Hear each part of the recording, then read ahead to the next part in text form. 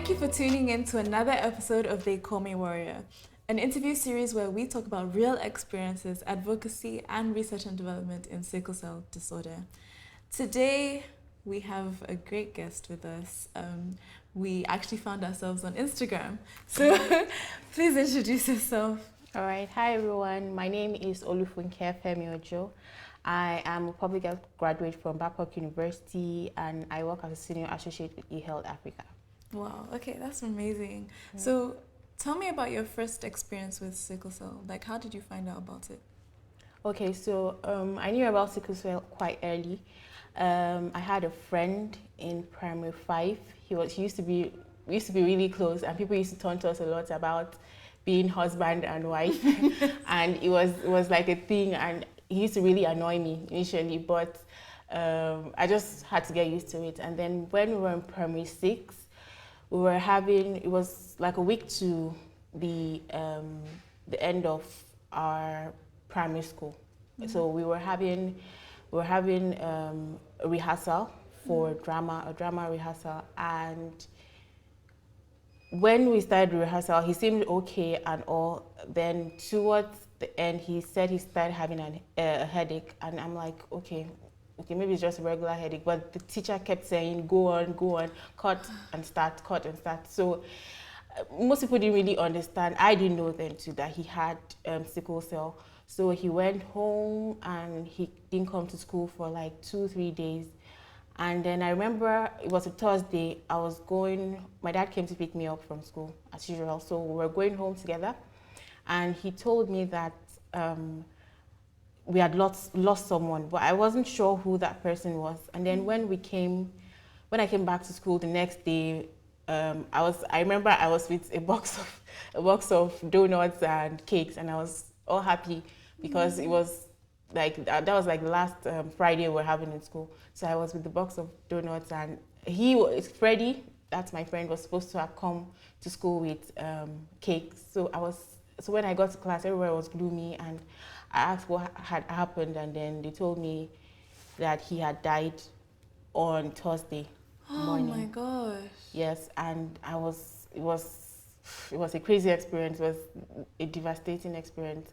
And then when I went back home, I asked my dad, and he said, oh, he had sickle cell, and that was what happened to him. Wow. The crisis wasn't managed well, and yeah. Wow. Yes. What happened next? Was there any intervention from your school? Did they tell you about what sickle cell was? Nothing like that. The only thing that happened was we just went to the family to we just paid the condolence visit to the family, and that was it.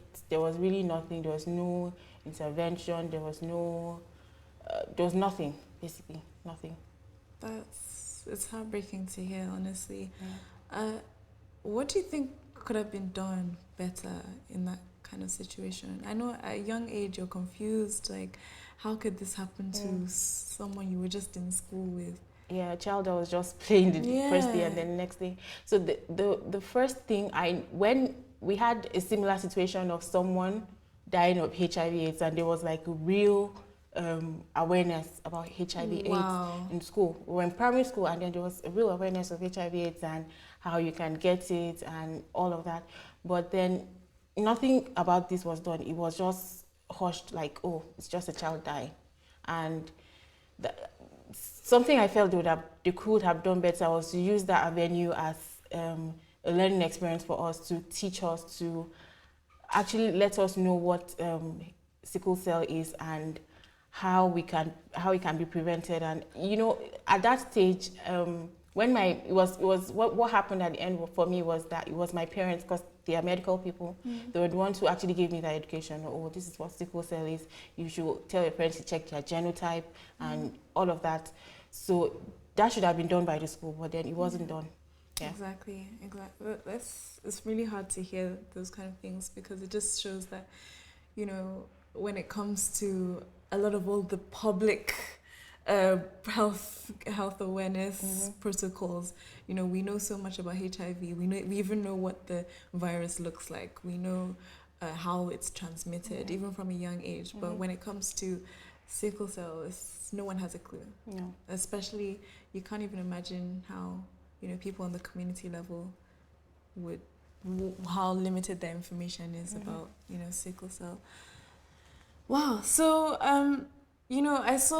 I saw your story on World Sickle Cell Day, and obviously I was thinking about it for such a long time, and I messaged you about the GE project, and I said I wanted to turn it into a comic book story. Yeah. What was your first reaction? I was excited, actually. It's funny. Really? I was really excited. I told my sister, "Hey, look this." I was actually excited because it's something that has been on my mind for a while, and I also had the intention of probably doing that in my primary school too, doing sort of like a health talk on sickle cell. And there's so many things that people doing. I even have friends, I have people that are educated that do not know their genotype. Wow. Up until now. So it's like, I ask them, what's your genotype? They'll be like, oh, I guess I'm AA. I guess. I'm like, you shouldn't be guessing that. You should know. You should not be guessing right now. You should know your genotype. And they're like, okay, I'll probably check some other time. But still, you ask them, oh, so do you know your genotype? And they're like, I guess I'm AA. And it's still an issue. That's still an issue. So yeah, I was excited when I saw that. I'm like, oh, so there's actually a comic for children for this. And yes, it was exciting for me. Yeah. So looking at Nigeria as a whole, Nigeria has the highest population of people with sickle cell. Yeah. What do you think would happen, regardless of age, if everyone had access to information about their genotype and knowing what sickle cell is? I mean, there will definitely be a reduction in the number of people with sickle cells, definitely. And if you already, like I said, some people don't even know their genotypes. So if they're knowing their genotypes and they know, oh, I'm AS, I shouldn't be marrying an AS because there is a high probability of having a child with sickle cell, then we'll have a reduction in the number of people with sickle cell. And then once you start from cradle, it's hard to just get that out of your head that, oh, it's funny that in our society they're telling us, oh, don't marry an Igbo person or don't marry a Hausa person, but you're not telling them about the real things, the real issues here. So tell them about their genotype from the cradle, and then when they grow, it will definitely remain with them.